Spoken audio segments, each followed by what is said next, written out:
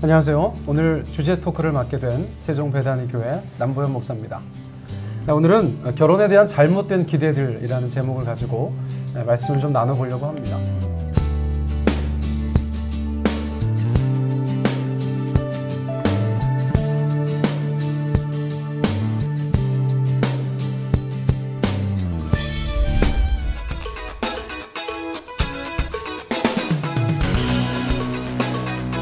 어떤 일이든지 저희가 기대하는 것은 물론 없을 수가 없습니다만 잘못된 기대를 하는 것은 도움이 안 될 때가 있습니다. 소문난 잔치에 왜 먹을 것이 없는가 생각해 봤더니 너무 기대를 많이 한 것이 아닌가 그런 생각이 들어요. 결혼 생활도 엄연히 기대할 것이 있지만 잘못 기대하고 시작하면 모든 것이 기대에 못 미쳐서 불행할 수 있다 그런 생각이 듭니다. 제가 9가지 말씀드릴 때 잘 들어보시고 우리의 결혼 생활에서 기대해야 될 것들, 또 기대하지 말아야 될 것들, 그런 것들을 잘 분별하시는 시간 되셨으면 좋겠습니다. 첫째로 행복한 결혼에 갈등이란 있을 수 없다. 이렇게 생각하시면 곤란합니다. 저희가 변화산에서 갈등에 대해서 자주 논의하고 있는데 갈등이 없는 곳은 공동묘지밖에 없다는 것입니다. 그러므로 결혼 생활 가운데 갈등이 있는 것은 당연한 것입니다. 그것이 없어야 된다고 기대하는 것은 잘못된 기대라고 말씀드릴 수 있습니다. 두 번째, 결혼 생활의 문제는 불행한 부부에게만 있다 이렇게 생각하셔도 곤란합니다. 인생은 고해라고도 합니다. 얼마나 세상 사는 것에 문제가 많고 어려움이 많으면 그런 고통의 바다, 문제의 바다라고까지 말하겠습니까? 인생의 아주 중요한 일부분인 결혼, 가정, 그래서 그 안에도 여러 가지 어려움들이 반드시 존재하게 되는 것입니다. 결혼 생활이 이렇게 어려운데 우리는 불행한 부부인가 봐. 그렇게 생각하시고 기대하실 필요가 없다는 것입니다. 자, 세 번째, 행복한 결혼은 항상 사랑이 충만해야 된다. 이렇게 생각하시고 결혼하시면 불행해지시겠죠. 결혼하고 10년, 20년, 30년 지나도 가슴이 두근반 세근반 하시면 심장병의 위험이 있으신 거예요. 네, 우리는 때로 하나님 앞에 아가페게전 사랑을 가지고 의지적인 사랑을 가지고 그렇게 사랑해야 될 때도 굉장히 많이 있는 것입니다. 감정적인 사랑만 앞세우면 우리의 결혼 생활이 어려움을 당할 수도 있다는 것입니다. 자, 네 번째 말씀드리고 싶은 것은 결혼 문제는 그냥 시간이 좀 지나면 다 해결되는 거 아닌가 이렇게 낙관적으로 생각하시는 분들에게 도움이 될 만한 것입니다. 사람이 노력하고 기도하고 애써야 하는 부분들이 삶의 모든 영역에 다 있지 않습니까?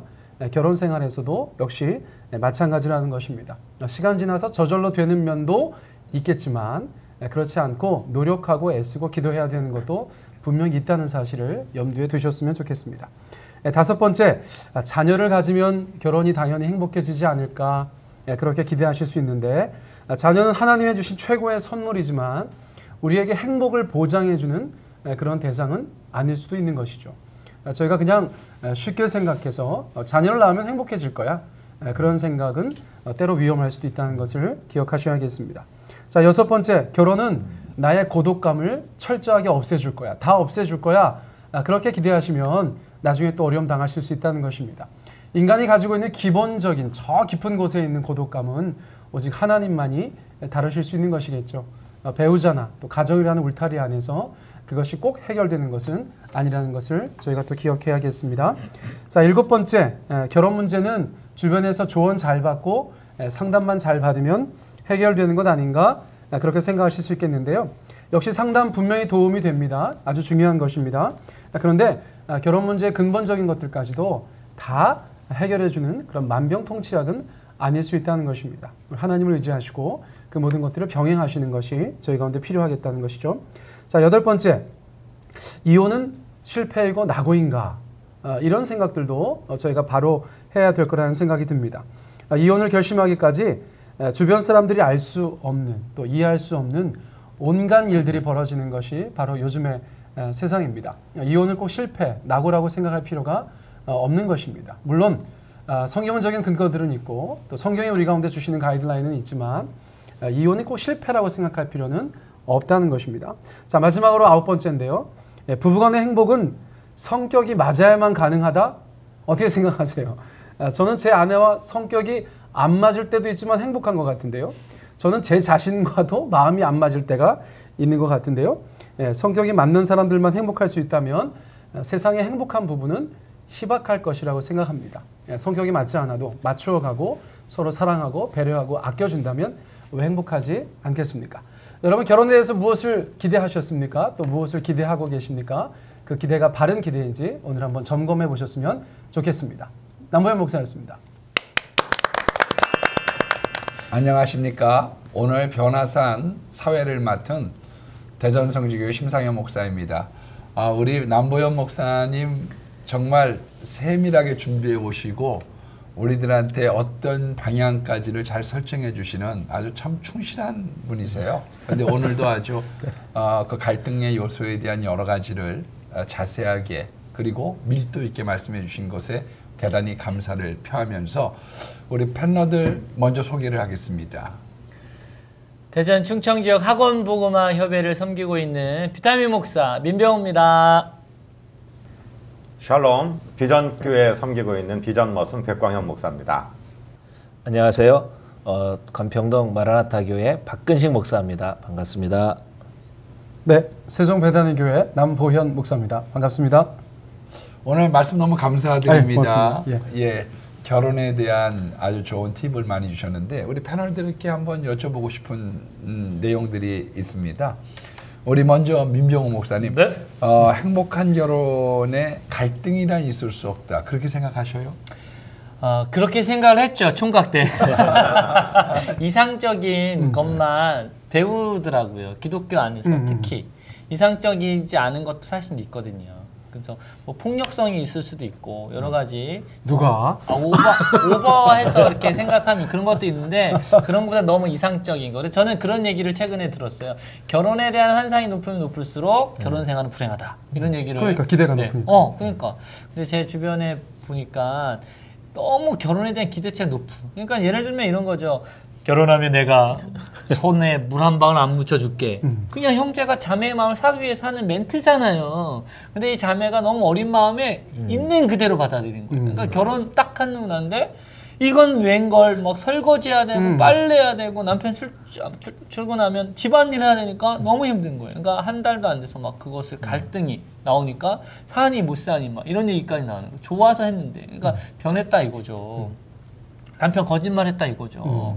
근데 그 자매가 조금 지나서 이제 깨달았지만 그때는 그랬어요. 갈등이 너무 심각해서 주변 염려를 많이 했었거든요.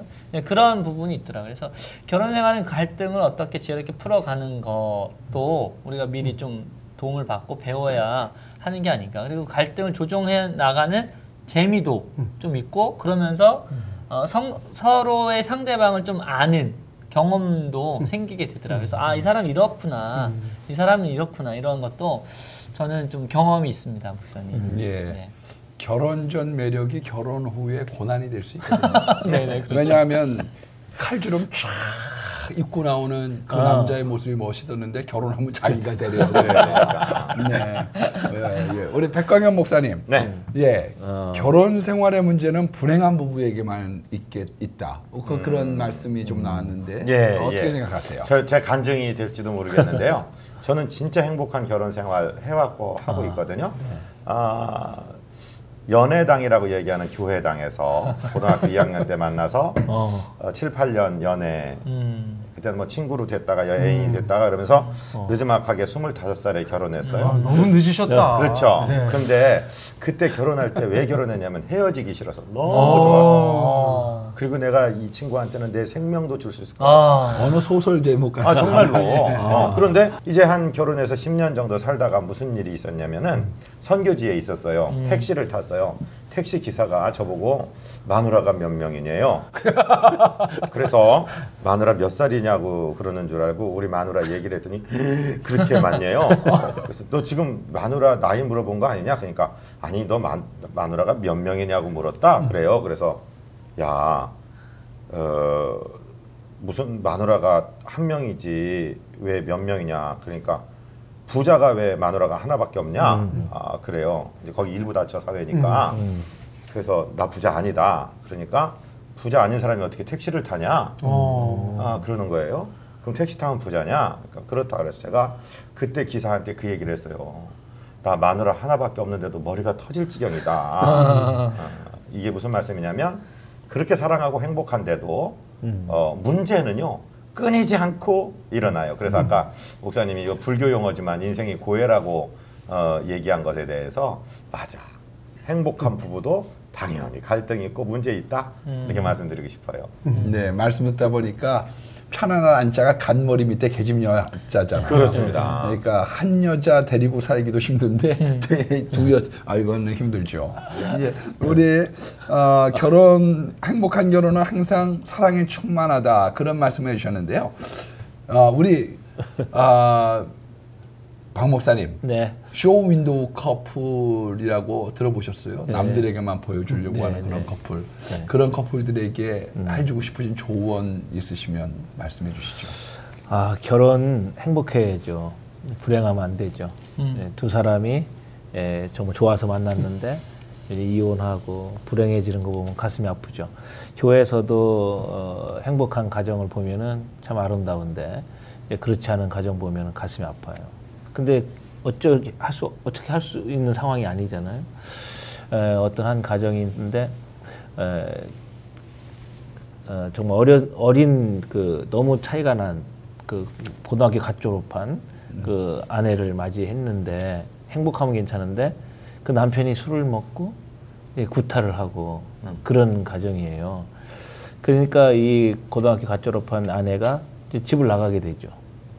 그리고 그 아이는 이제 임신하고 그 아이를 낳았어요. 근데 키우지 못하는 거예요. 그냥 아빠가 또 키우고 그런 가정들을 좀 보게 되거든요. 근데 이제 그 아이가 이제 벌써 많이 컸어요. 성장도 하고. 근데 아빠가 그렇게 하는 것만 보고 자랐기 때문에 엄마 없이 크다 보니까 똑같이 아빠의 전철을 밟고 있는 거예요. 불행한 가정들을 봤거든요. 정말 그런 거 보면서 이 결혼이라는 게 정말 이게 잘 모든 게 맞아야 되잖아요. 우리가 그 결혼의 그 적신호 30가지도 우리가 했습니다만 정말 그걸 잘 결혼하기 전에 정말 신중하게 우리가 검토해야 될 필요성이 있고 또 결혼했다면 정말 책임감 가지고 정말 배려하고 갈등을 잘 풀어가고 조절해가는 그런 능력도 좀 있었으면 좋겠다. 그런 생각을 좀 해봐요. 네. 예. 암논이 그 다말을 알고 난 다음에 미워졌거든요. 남자들이 그런 속성들이 얼마든지 있을 수 있기 때문에요. 결혼하고 난 다음에 그 사랑하는 아내를 구박을 한다든지, 네. 예, 그 부활의 네을리도프도 그런 거 아니에요. 가추샤를 알고 가추샤를 임신을 시키고 멀리하고 참 지양해야지 될 건데, 예, 네, 우리 남보영 목사님, 예. 결혼의 문제는 시간이 지나면 저절로 해결이 된다. 예. 뭐 사실은 이게 이제 뭐 잘못된 기대라고 말씀드렸지만 어떤 면에서는 좀 그 기대가 충족되는 게 있잖아요. 네. 시간 지나서 해결되는 것들이 있죠. 마음의 상태가 좀 정리가 된다던가. 포기가 된다든가. 네네 뭐 예. 그런 면도 있지만 저희가 이제 저희 교회는 이제 뭐 어쨌거나 좀 자연 속에 있거든요. 저희 교회 예배 드리는 저희 예배 시설이 자연 속에 있는데 제가 이제 좀 가만히 봄 여름 이렇게 지켜보면 가만히 두면 방치하면 엉망이 됩니다. 뭐 풀들이 자라고 잡초가 자라고 뭐 온갖 것들이 무성해지고 그렇게 되거든요. 그게 좀 가정생활 같다는 느낌이 들어요. 집도 그냥 저희가 자연스럽게 살면은 어질러지게 돼 있거든요. 무엇인가 이게 정리가 안 되고 혼란스럽고 그렇게 되어지는 것 같아요. 그래서 그런 것들을 저희가 좀 이렇게 매듭 짓고 정리하고 무엇인가 이렇게 좀 한 번씩 질서를 잡고 유지하고 보수하고 이렇게 가는 것이 저는 가정 안에는 좀 적용이 된다고 생각합니다. 그래서 관계 가운데 방치해서 더 악화되는 것도 분명히 있고 저절로 좋아지는 것도 있으니까 그걸 지혜롭게 잘 분별해서 이렇게 할 때는 이렇게 하고 저렇게 할 때는 저렇게 해서 가정생활을 좀 잘 이렇게 단돌이 해서 나가시는 그런 분들이 많았으면 좋겠다는 생각이 드네요. 예. 유행가에 그런 거 있잖아요. 세월이 약이겠지요. 근데 그런 건 좀 지양하고. 그런 것도 있겠지만 네, 노력하면서 나아가죠. 예. 참 좋은 말씀 해주셨습니다. 우리 그 민병 목사님. 네. 자녀를 가지면 결혼이 행복해집니까? 저희 부부가 결혼을 하고 저희 이제 아버지가 좀 편찮으셨어요. 그러니까 주변 어른들이 결혼하자마자 하시는 말씀이 아버지를 위해서라도 빨리 이세를 계획해서 좀 우리 손자라도 보고 또 하늘나라 가시면 더 좋지 않냐. 그러니까는 뭐 저희는 사실은 연애 결혼이 아니고 이렇게 소개로 만나서 11개월 만에 결혼했기 때문에 사실 서로 잘 모르는 상태죠. 11개월 만에 결혼을 하긴 했지만, 좋아서 했지만, 뭐 알겠어요. 11개월이 작은 세월인가요? 왜냐면 서로 이제 갈등도 있고 이렇게 하니까 서로를 더 안다고 할 수는 없고, 하나님 인도하심이 있고, 확신이 있어서 했긴 했지만, 좀 신혼 기간을 좀 보내고 싶었는데, 결혼하면서 정말 그 자녀 생산을 위해서 시간을 너무 많이 이렇게 하는 거예요. 그러니까는, 이렇게 하면 뭔가 좋은가 기쁜가 뭐 아이가 생긴다고 해도 이런 생각을 좀 가졌거든요. 근데 결국은 뭐 아버지는 못 보고 이제는 저희가 이제 마음을 이제 비운 상태에서 세월이 지난 3년 정도 후에 저희 첫째가 생겨서 지금 뭐 이렇게 학교 다니고 하고 있는데 아무튼 저희 귀한 생명을 주신 때는 너무 좋더라고요. 감사하고. 근데 아이 하나로 만족하지 못한 인간의 본성에 뭔가 이게 또 있더라고요. 그러니까 또 낳아야 되는 거 아닌가? 아들인가 딸 하나 있어야 되는 거 아닌가? 그러니까 또 딸 낳기 위해서 노력하는 거예요. 사람이. 이 심리가 참 그렇대요. 그래서 저희가 이제 둘째를 생기고 또 어느 날 셋째가 생겨서 지금 삼형제인데 행복합니다. 되게 좋고 행복하고 좋고 딱 좋은데 이 자녀의 양육에 대한 부모에 대한 책임이 있고 또 그거에 대한 또 어떤 배움이 있어야 되는 부분이 있더라고요. 그러니까 자녀가 무조건 생긴다고 해서 행복한 게 아니라 자녀를 양육할 수 있을 만큼 어떤 부모의 어떤 능력 또 그리고 또 어떤 개념 뭐 이런 것들이 정리된 다음에 그 자녀 성장하는 걸 볼 때 기쁘죠. 그 기쁨이 더 크기 때문에 자녀를 양육하는 것 같긴 해요. 근데 자녀만으로 이렇게 행복하다, 기쁘다? 그럼 뭐 10명 나면 더 행복하고 뭐 15명 나면 더 행복하고 그런 건 아니잖아요. 그래서 자녀를 낳는 것 못지않게 부모의 어떤 부모로서의 역할, 댐댐이 이런 게 잘 어우러질 때 자녀를 양육하는 기쁨이 크지 않을까. 그래서 그것이 부모에게 기쁨이 되고 감사가 되지 그냥 자녀를 많이 낳는 것 또 자녀가 있다는 그 자체가 뭐 부모의 큰 무조건적인 기쁨은 되지 않지 않을까. 요즘에는 그런 얘기가 있잖아요. 그러니까 12살까지 애들이 이제 말도 잘 듣고 예쁘고 그 다음부터는 이제 뭐 사춘기 되면 사춘쯤 되고 군대 가면 손님 되고 예, 졸업하면 예, 팔촌 되고 그러다가 결혼하면 사돈의 팔촌 되고 그러니까 예. 사돈집 아들. 네. 그래 뭐 이런 것들이 있다 보니까 그러나 자녀는 정말 하나님의 축복이라고 생각이 됩니다. 네, 맞습니다. 예, 아주 부럽고요. 예, 좋은 이런 긍정적인 메시지가 우리 시청자들에게 아주 좋은 도전이 되리라 그렇게 생각이 됩니다. 딸 하나 더 낳으려고요. 예. 생육하고 벗어내서 축하하겠습니다. 예. 할렐루야. 네, 이 방송을 꼭 아내가 보고 감동이 될 수 있도록 몇 년 후에 몇 년 후에 예, 다음 주에도 꼭 뵐 수 있었으면 예, 백광현 목사님, 네. 결혼이 고독감을 없애준다. 어떻게 생각하세요? 예, 매우 타당한 말씀입니다. 예, 결혼하면은 외로웠던 것이 둘이 같이 있게 되니까 고독감이 없어지는 거 사실인데 궁극적으로 인간은 고독한 인간 존재 아닌가 이렇게 생각이 됩니다. 저 사람으로부터 내가 어떤 서비스를 받고 저 사람의 어떤 사랑을 받으면 내 고독이 없어질 거다. 그건 오산이라고 생각합니다. 오히려 그 사람을 사랑하면서 내 고독이 없어질 수 있는데 가장 중요한 것은 예수 사랑하심을 성경에서 배웠네. 날 사랑하심, 날 사랑하심 성경에 써있네. 내 마음은 자꾸 변덕스럽고 또 애인하고 아내하고 꽉 끌어안는 심정이 뭐냐면 너 나 버리지 마라. 나를 떠나지 마라. 그런 의미로 더 꽉 안는다는 어떤 심리학적 얘기를 들어본 적이 있거든요. 그런가 하면 하나님께서는 우리에게 남자들에게는 여성을 향한 보호 본능을 주셨고 여자들에게는 남자들에게 이 모성 본능을 주셔서 그렇게 서로 사랑하게 만드셨거든요.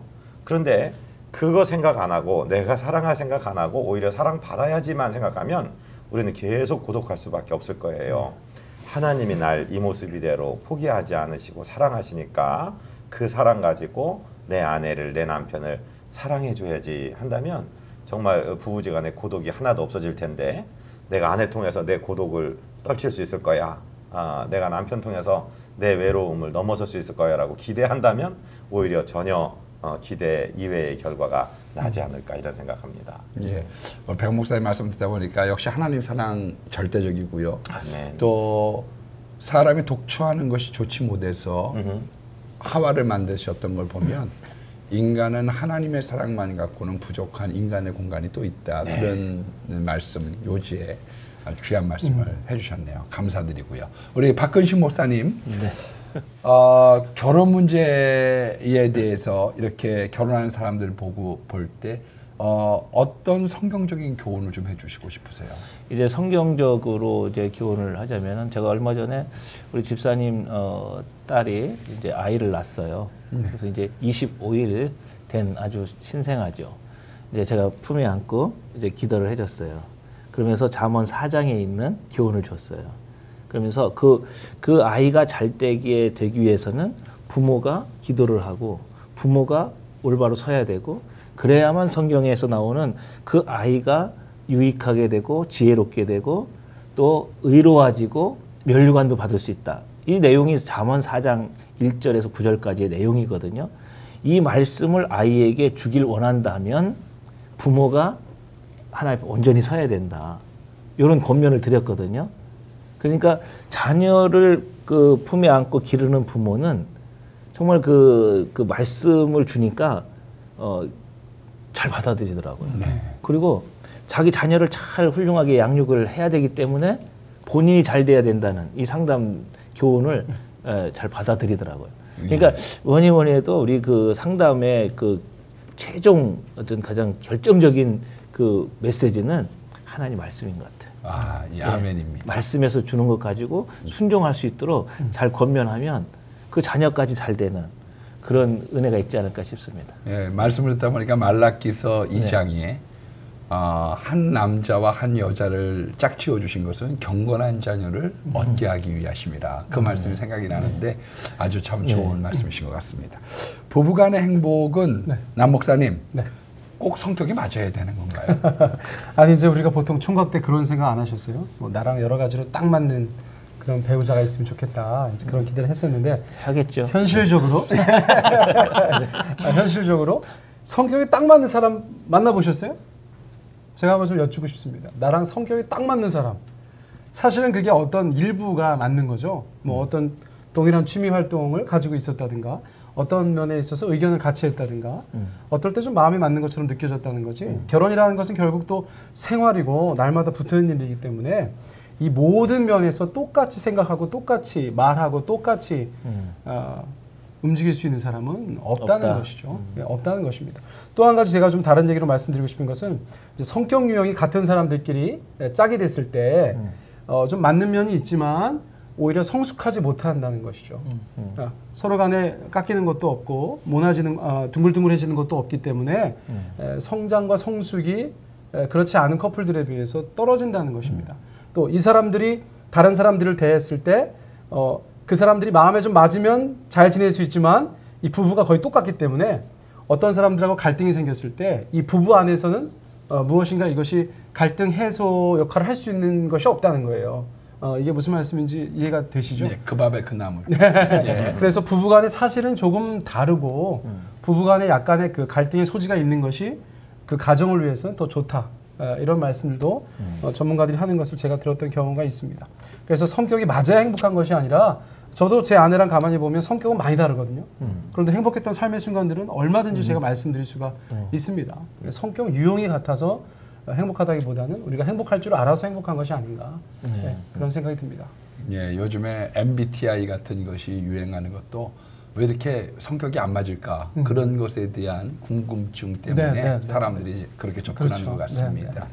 오늘 이렇게 귀한 말씀 많이 해주셨는데요.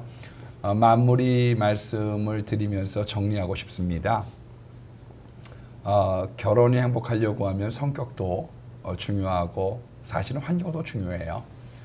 저는 누나들이 넷입니다. 그런데 제가 결혼을 하려고 했더니 우리 누나들이 우리 집에 쳐들어왔어요. 그러더니 우리 어머니를 가운데 침대에 탁 앉혀놓고 뺑 돌려 앉아가지고 하는 이야기가 엄마 고부간이 준 마음은 하늘이 준 마음이래. 마음 비워.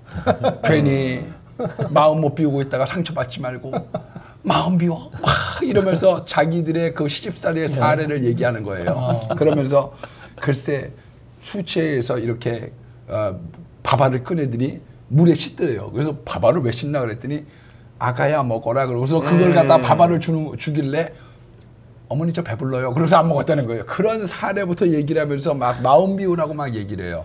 그런데 그때 어머니가 하셨던 말씀이 기억이 납니다.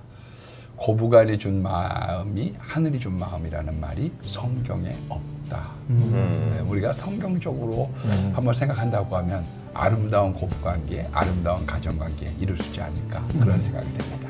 우리 마지막 구호 외치면서 시간을 마치도록 하겠습니다. 우리가 변해야 화목하게 산다. 변화산.